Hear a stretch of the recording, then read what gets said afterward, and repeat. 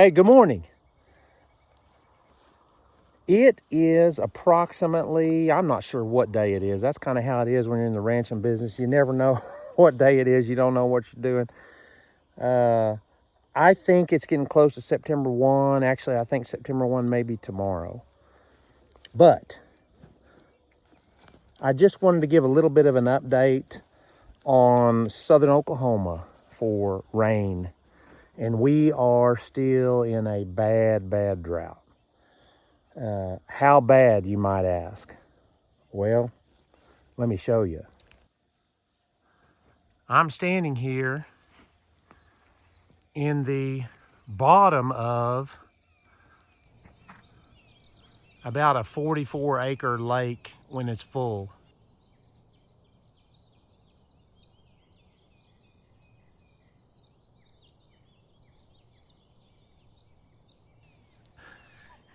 And I'm not alone, if you can see them over there.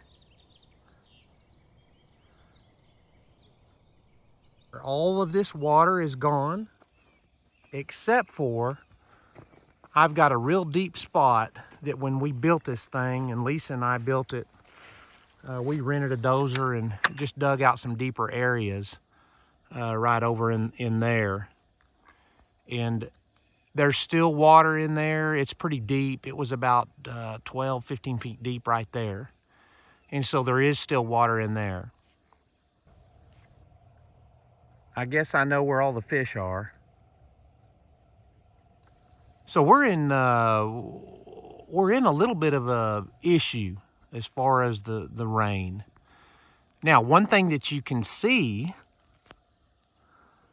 that's a positive, maybe if you're looking, we're in a drought. And what do you see?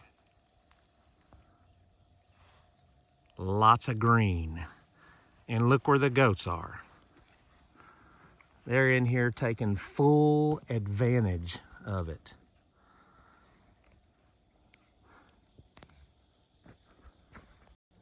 So there are positives that take place sometimes when there's negatives. And this is one of them. We have a lot of wet bottomland, almost similar to like a Louisiana type of place. And we're in southern Oklahoma, so we're not in Louisiana. We're semi-close, but we're wet. We have a lot of wet bottomland. So a lot of times when we're in a bad drought, it's beneficial for us because it opens up a lot of possibilities as far as grazing or browsing now for the goats. When the drought hits, you need to kind of look around and see if there's maybe some spots that you haven't utilized for whatever reason. Maybe it didn't have value, maybe it was too wet. That's normally a real good spot when a drought hits because that's when you can get in there and graze it or browse it. Outside of this riparian area, everything's yellow. What a perfect time to utilize this kind of stuff. But you get down like here where this lake was. Wow, it looks good. So just a little update on that and what it sometimes, you know, you may look and you may have spots that you can actually utilize for that kind of stuff. So that's what we're doing. We're using everything we can. That's kind of what we do. If it's here, we use it. If it's not, we don't. And we try not to add anything that costs us money to do it. We just try to manage what we have. So let's get a look at the goats and see how they're doing. I'm seeing a little bit of parasite issues, which doesn't make a lot of sense. However, we have started having some wet dew in the mornings, and that's one of the indicators or one of the variables that needs to take place in order for parasites to complete their cycle and get to a point where the goats can consume them. So we may have to start moving them a little bit faster here pretty quick, but they're fixing to move out of this area down to the wintering area within the next probably 20 days. So I've got to get them moving fast anyway. So that'll work perfect. Let's take a look at them.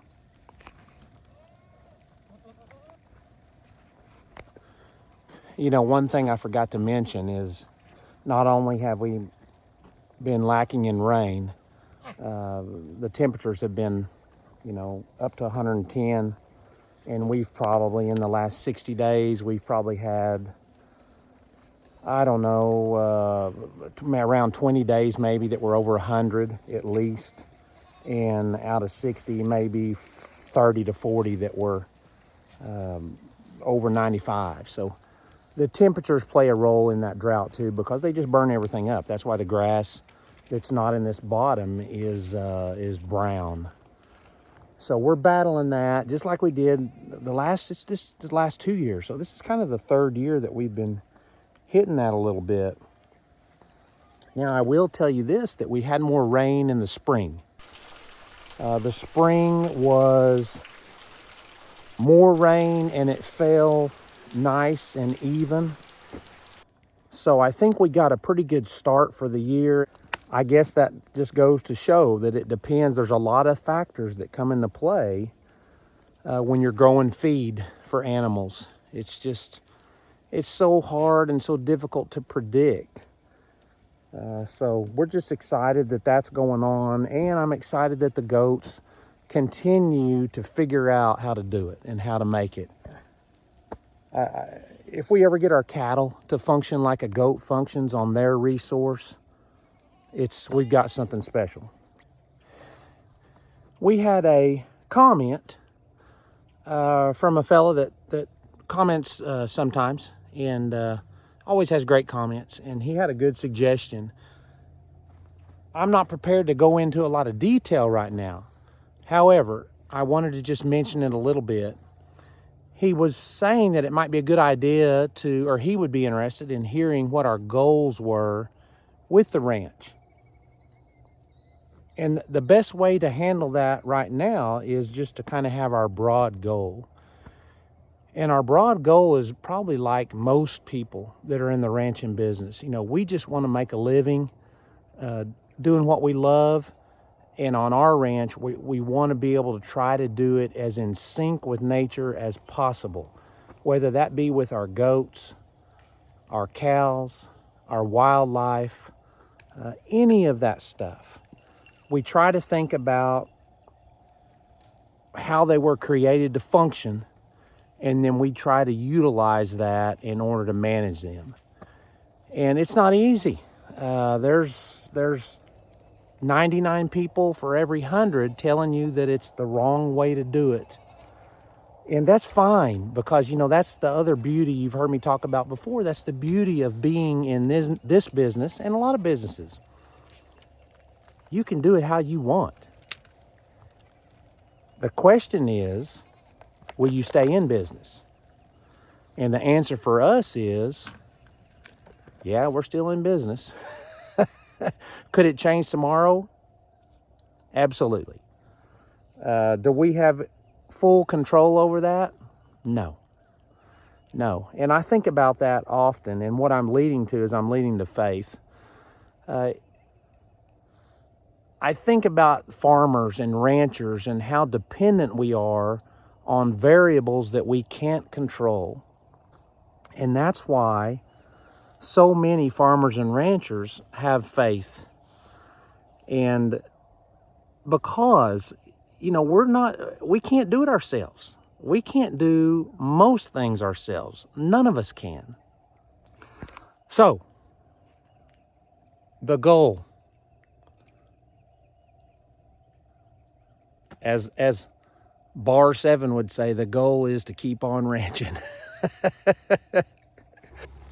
Let's take a quick look at the billies and see how they're getting along with the dry weather. You can see that the forage still has some green here, but can you tell what it is? We just did a video on it. Most of that stuff you see out there is giant ragweed. So they've got lots to eat in here. It's amazing how that stuff works. Now, if we would have sprayed the weeds, which we never have, ever, but if let's say we would have, what kind of forage would we have right now? Well, I can see some grass out there that's been bit off, but we wouldn't have a ton. So Yay for the giant ragweed and the weeds.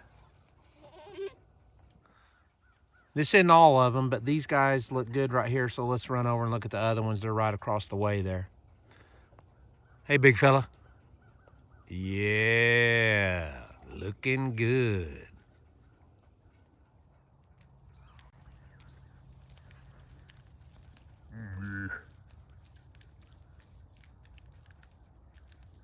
Fellas, what do you think?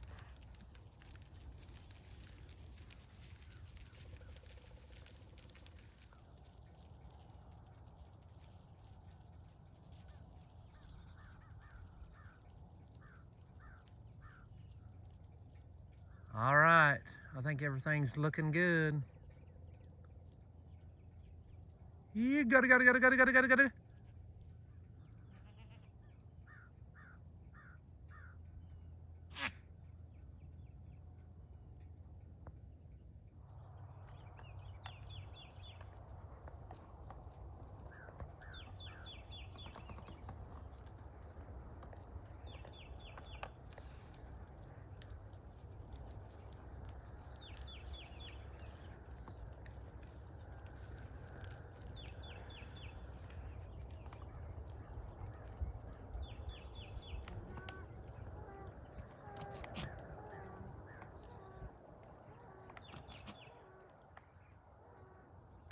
The billies are all getting ready. They're probably a couple months away, month and a half away.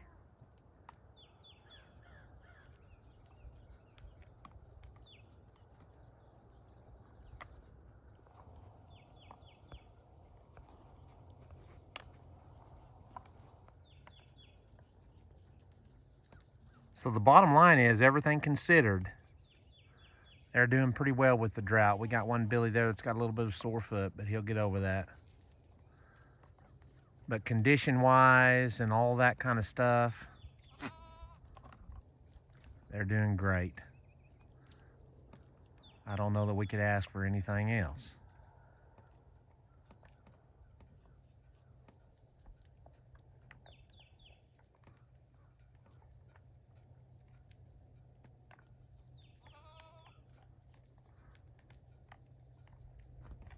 So thanks for watching. And hopefully the next time we talk, we'll have puddles everywhere.